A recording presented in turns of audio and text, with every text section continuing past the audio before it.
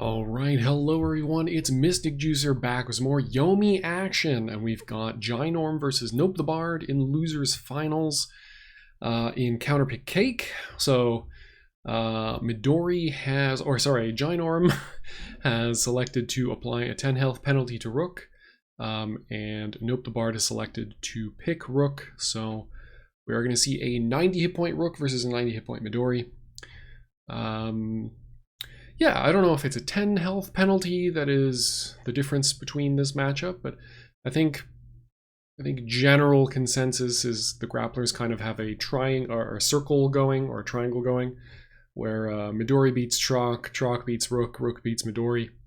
That is, I think, Leontis's opinion the last time I asked him. Yeah, I mean, I think this is a fairly even match. If there is a differential, it's going to be very, very small. Midori having the worst throws generally outside of dragon form, where his K starts to be the dominant normal throw, or dominant normal throw as a special, of course. Yeah. Midori has the higher burst damage. Okay. He generally wins the super throw trade because Rook needs to spend all 4 of his aces, and Midori only needs to spend 2 in the initial reveal. So yeah, it's an interesting matchup for sure. So we'll see how both these players choose to play it, see the adaptation that's going on. It should be a first to 3, I believe. Yeah, and Nopethebard taking an early lead here. 70 hit point Midori versus 90 hit point Rook. And now no immediate dragon form on the next turn, so yeah, okay. Ginorm just using the jokers to build some space. Perhaps blocking there, looking to find an AA from Nopethebard. You think, okay, well, it's either going to be a throw. You know, you've powered up for, or you've gold bursted, you've got 2 aces. It's either going to be ace-ace or throw on the next turn. Therefore, I, as Rook, will just play my move that beats both of those and move on from there.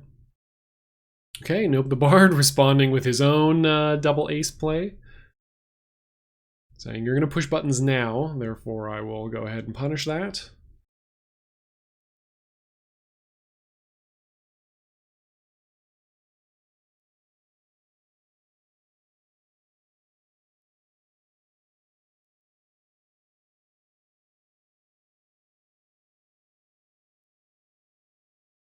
Ginorm deep in the think tank. Still no dragon form. Ooh, okay, yeah, spins a queen. Nope. Using the special block here.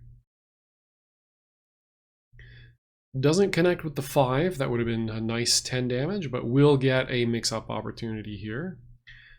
So Nope can play either a jack or a queen to undercut AA. Wake Up Queen from Ginorm is still going to beat anything that Rook does, as it is 0.6 versus 0.8 AA for Rook. He can elect to go for a rock armor play here. He's got 10 cards. Yeah. And Ginorm just playing it safe, going, well, if you're going to hit me with something, it's probably going to be even, so I'm going to go ahead and block here. Ginorm with a slight hand advantage, now going into dragon form.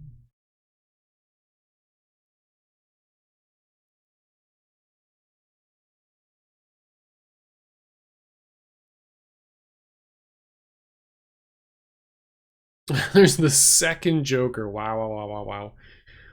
Nopethebard electing to play very aggressively with these Jokers.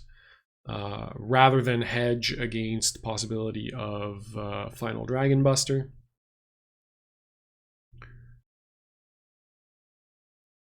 So the nice thing for Nope, or for Rook here, is that Midori kind of has to play, if he's going to play an attack, Or if he's gonna, yeah, if he's gonna play an attack and wants to maintain dragon form, it has to be a queen or jack, which are kind of high value cards. So any blocks that rook gets here are very powerful. Ooh, just gets hit with the final Dragon Buster. And yeah, Ginorm saying like, oh, okay, well, I'm fine trading these aces here. Oh, it doesn't have the fourth ace, that's unfortunate. Yeah, each additional pumped ace is 16 apiece. That is basically equivalent to the first two that you have to spend. We're going to see power-ups here. Yeah, immediately powers up for 2 aces.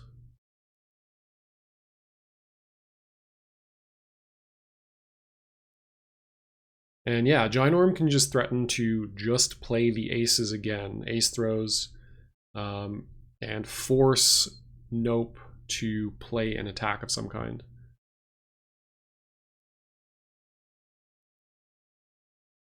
On the other hand, forcing Rook to attack is also kind of spooky. He's got a life lead now, although it's not for much. It's about 10 hit points difference between the two of them.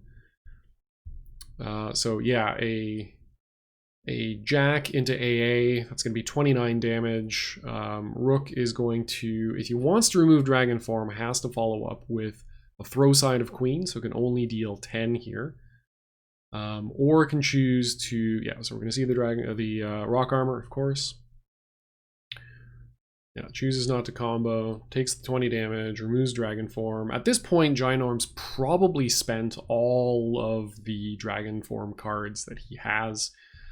So 46 hit points to 25. Okay, no, just goes right into dragon form. So that's part of, yeah. One of the nice things about Midori is that your hand can kind of set you up for, ooh, that is a very unfortunate combat loss for Ginorm. Believed in Nopethebard's thirst there, looking to punch out a Checkmate Buster. We have confirmed Checkmate Buster on Nopethebard's side. He has all 4 aces. There it is. Yep, and Ginorm saying, I will choose not to die to this. And this is probably going to be a win. Yeah, won't be quite lethal here. Nopethebard's still on 7 hit points, but he's got no jokers, he's got no aces. It's going to be a tough road from here on out.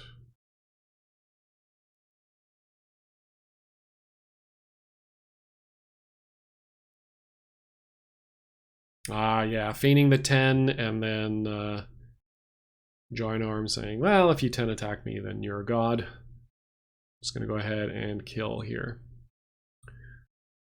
So Ginorm takes game 1.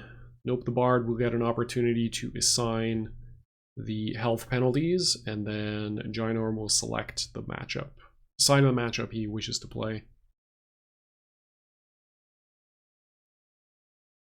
I think game 1, Nopethebard, he got to a nice spot in the early game. His aggression kind of paid off in the very early stages of the game, and then after that, the damage was just played a little bit too aggressively, maybe.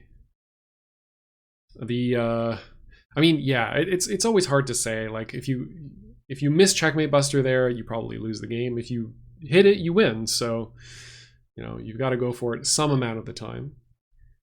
But Ginorm, yeah, that might be a spot where AA, I mean, obviously, in hindsight, AA would have been successful.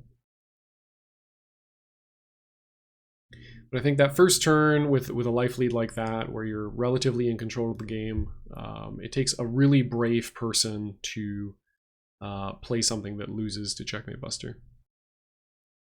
There's that early 9 throw from Ginorm. We saw that again. I think it was also turn 2 of the last game, or no, turn 1.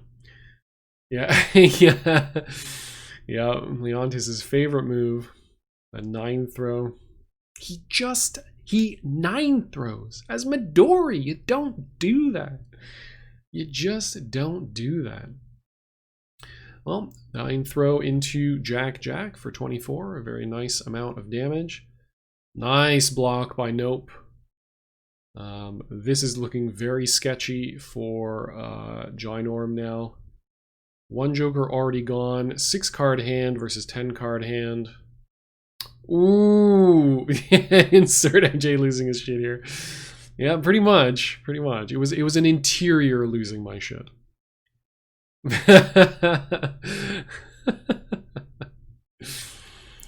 Yeah, unfortunate 5 poke there, beating out the king. Ginorm still very much maintaining the life lead. This is one of those situations where Ginorm has committed to going down on cards.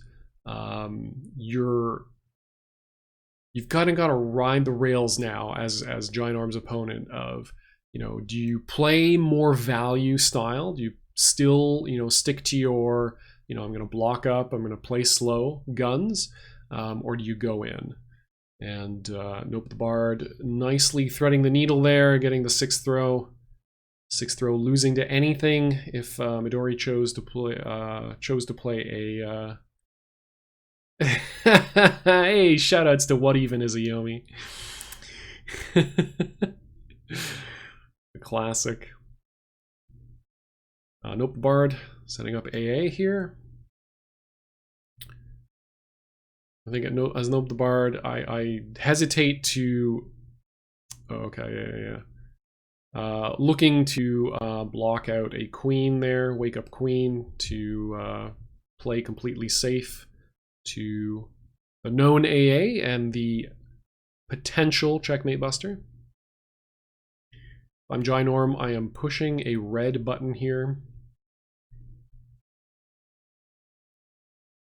as I've blocked successfully on the last turn. Ooh, yep. Does not heed the advice. Can't hear. He can't hear me. He can't. He's got his eye. He's got his AirPods in. Oh no. So we have 70 hit point versus 56 hit point Rook. Ooh, the wake up king throw though, really bold. Potentially signals to Nopethebard that there is in fact a 10 in hand, allowing Ginorm to option select a fast throw attempt. Spooky life differential, 44 to 70. Nopethebard not out of it yet. Hand sizes have come a little bit closer. Got 8 versus 6. Midori not out of it yet. Ooh, there it is. Bam pow. Getting back in this game. Evens up the life totals quite a bit, 44 to 50. Hand size is very close now, so essentially resetting everything back to neutral. Ooh. Looking to find an anxious throw here. No spin, just 10 damage. Nopethebard committing. Okay, his turn to put on the gas, put the pedal to the metal. Okay, just getting in with the 10. So, not sure I love it. I'd like it a lot more if Rook or if Nope has Jack 7-8, something like that. Oh, okay, all right. Cashing out with the Jack. Nice. Not bad. Life lead for the first time in the match. 4 cards. Yeah, and Ginorm going like, well, you're so low on cards. Surely you must be blocking at this point. Baits and other cards are now, again, evening up the life totals, or the card totals. Why is he throwing so much? We've only seen 1 2 and 1 king, so it's not, yeah, it's not unreasonable that you would that he would have one of those. 3 4s in a row. My God. Actually, you know, is it 4th row? Is it 4 4s? No. Okay. Well, there's the 4th 4. It is just as successful as the others. And Nopethebard evens up the set, taking it with non-stop aggression. Kind of saying, well, if you're 4-throwing me, you probably don't have anything else. Yeah. Ginorm's turn to assign the penalty, -10 rook, and then probably Nopethebard 6 with rook. Life differentials on this last game were not, you know, a 5 hit point difference would not have changed the outcome of the match. Nopethebard is a dedicated rook player. I would expect him to stay in rook at -10. Maybe -15, that's where you start thinking like, not sure if I'm that dedicated. Loyalty coming into question. Okay, early block. The turn 1 9 throw would have been successful again.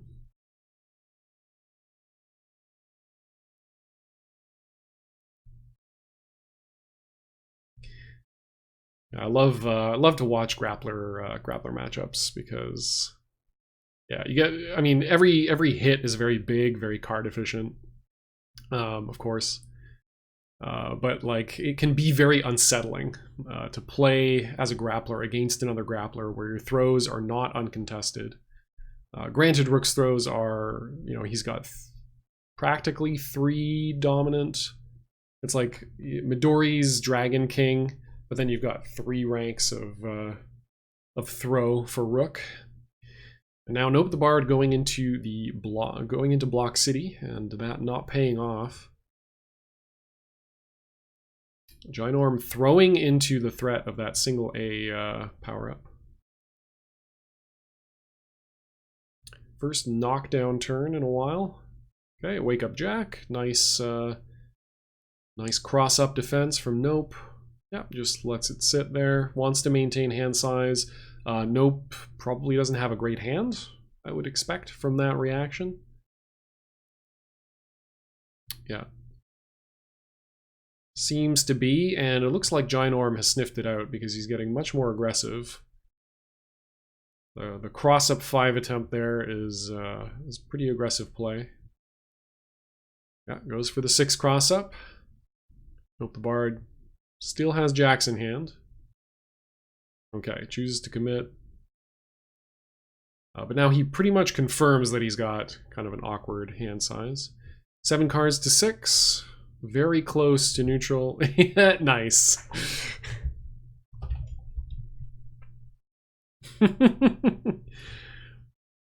And immediately the nice is marred. Goes in with the 2. It's going to be difficult for Ginorm to block from this position, I feel like. He's set up a lot of aggressive... Ooh, he set up a very aggressive throw range here. And the defense against that is, yes, to push buttons as Rook, but he can also just throw. Because, again, his 2s, his 3s, his kings are all going to outspeed normal throws on Midori's side. Ooh, there we go. Connects with the big 7, 7-8 jack. Do we have the other jack? No, we don't. Okay.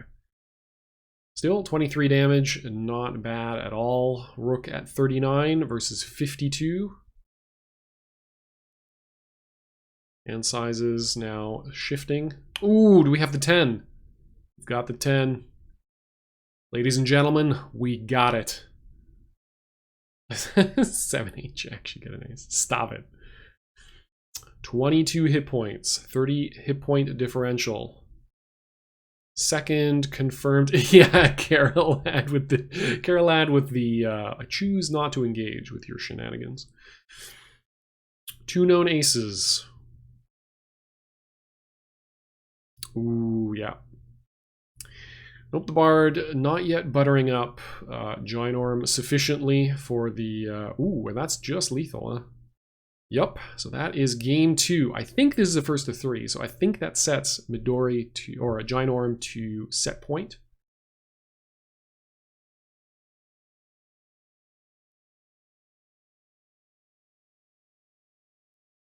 Ooh, assigning a penalty to Midori. Wow, okay, there we go. So we haven't seen that a lot in this tournament, which is people just flipping the penalties. Like, I feel like there's been a lot of kind of received wisdom, quote unquote, from players that are playing and going like, oh, okay, well, if I like expecting kind of perfect play, or the ability for perfect play, or discounting like character commitment and knowledge on their opponent's side. So like, yes, if you truly believe that Rook is advantaged in this matchup, then you should only ever assign penalties to Rook. But that assumes that your opponent is always going to be able to play to the same degree and skill if they switch, right? And that's not always the case. So there is advantage being left on the table if you just bid according to the theoretical perfect play. So in this case, Nope gets an opportunity here to essentially, flip the tables, play an even more advantaged version of an advantaged matchup. And unfortunately here, getting thrown on Wake Up, very unfortunate. Down on cards, 9 to 7. 7 is kind of an awkward. 7 is like the bare minimum hand size you want as a grappler. Nice, and I hope he just lets this stand. No cashing out. Okay, all right. Well, I'm not the one playing. Maybe he can make it happen. It's -5 to Midori, right? Just gonna double check. Yeah. So 61 to a little bit less than 92 now. 76. Okay. Ginorm cashing out a little bit. Going, okay, I've got the hand size advantage already. I don't need to maintain these cards as hard as possible. Ooh, yep, there's that speedy king. And this is where it can get very scary because it's a 7-card hand for Midori. But if those 7 cards are like 3 kings, three more kings, 3 more queens. That's a very different than, like 1 king, 1 queen, and a bunch of nonsense Midori normals. Cashing out big damage here, making a break for it, trying to finish off this set and this game. In theory, assuming it's a first to 3. Again, I don't know if maybe grand finals is first to 4. I don't know. Probably not. It's probably all first to 3. That's what we're going with. That's the assumption we're making here. Imagine knowing the rules of the tournament you're casting. Couldn't be me. Lamau. Oh, the heartbreaker. Yeah, Nopethebard he wants to push buttons. He wants to get aggressive, and unfortunately, he's getting severely punished for it here. Yeah. Tournament life on the line. Ooh, duffs out the dragon throw.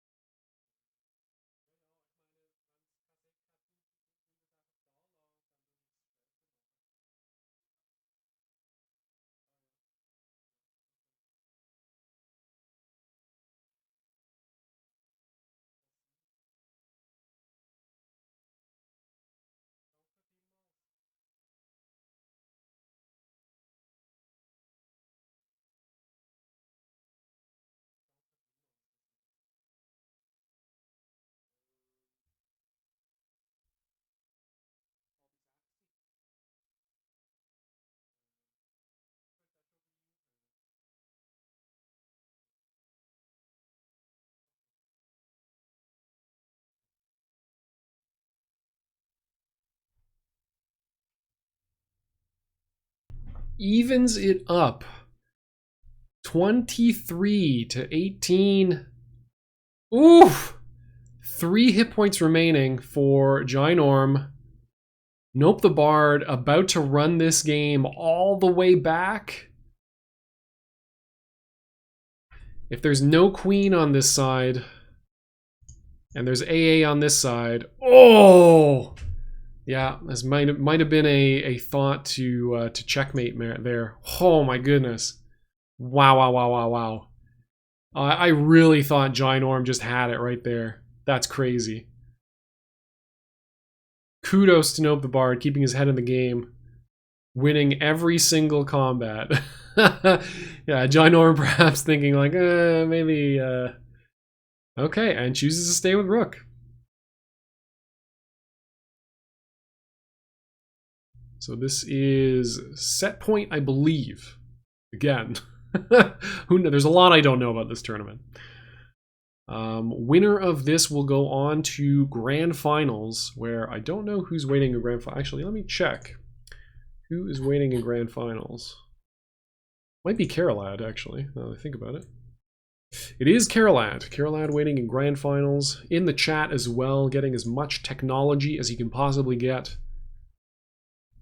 Undercutting the 5 with the 4 there. Yep, just choosing to build a hand. That's the winning play, I think. Again, kind of signals a weaker hand, potentially. But it's also just smart to do that. Get a little bit of card advantage where you can. You don't need to...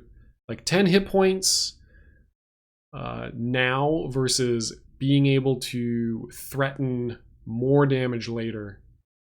Like, it's damage guaranteed either way, right? If you play the queen now, if you have the queen, or you play it later, if it's so long as it's not jokered, it deals the same amount of damage. But getting hand size advantage to kind of put your opponent under pressure to either equalize that or to hard commit to killing you on whatever they have left, you have to weigh that as an advantage or something. Or something, he said, Casterly. Yep, there we go. Gets the AA on Midori's side. Oh, was that a misplay? Was that intended to be a 5 block? She'll never know. But we have 2 known aces versus 2 known aces. Oh my god, the hiccups. Brutal. Ooh, yeah.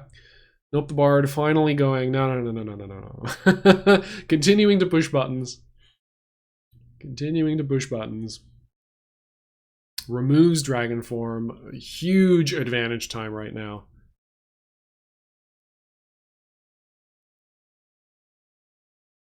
Has the life lead, has the hand size lead, removed 2 aces from hand. You know, he's just not going to make too many errors. He's got a lot of leeway here. Definitely. Oh my god. Oh my god. Ooh, no follow-up in the 10. So no queen, no jack in hand.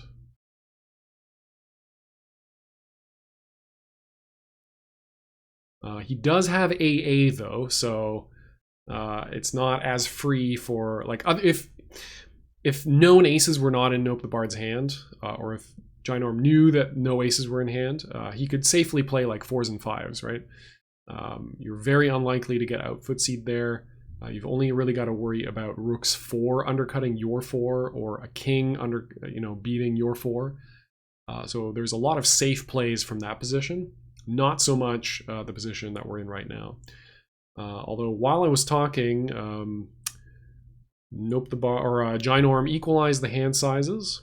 He's going to get an ace back off of that straight. Yeah, making a play for this comeback.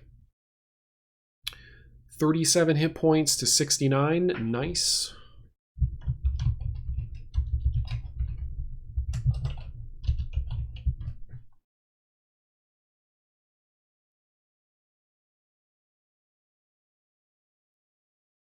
Ooh! Do we have the 10? Big difference with this combat if he's got the 10 or not. Big thinkums. Yeah, doesn't have it. Oh, the heartbreaker. The undercut of the queen. 17 hit points remain. Rock armor now, very, very scary. 17 hit points is a 10, even an 8. We've already got one Joker in the discard, and he's got about one quarter of his deck in his hand. So you've got a 1 in 4 shot of just killing him with no chance to survive if you got the rock armor play here. Okay, one known ace in the discard as well. Yeah, goes for the rock armor play here. Picked up the ace of clubs to open up the rock armor option. Yeah, Ginorm cashing out for as big damage as possible, and now we're going to see if we've got the queen and whether we've got the Joker, because this is 100% follow-up. You always play the queen if you've got it. Okay, Jack 7, and there it is. Closes out the set. GG's to Nopethebard. Well played to Ginorm. Nopethebard will go on to face Carolad in grand finals. Oh yeah, okay. Yeah, that not having the 10 on that turn, oof, is brutal. Because yeah, otherwise that match looked very, very different. So thanks everybody for watching. Hope you enjoyed. I will definitely try to cast the grand finals, assuming it works for my time zone. And until next time, enjoy yourself some Yomi. Cheers.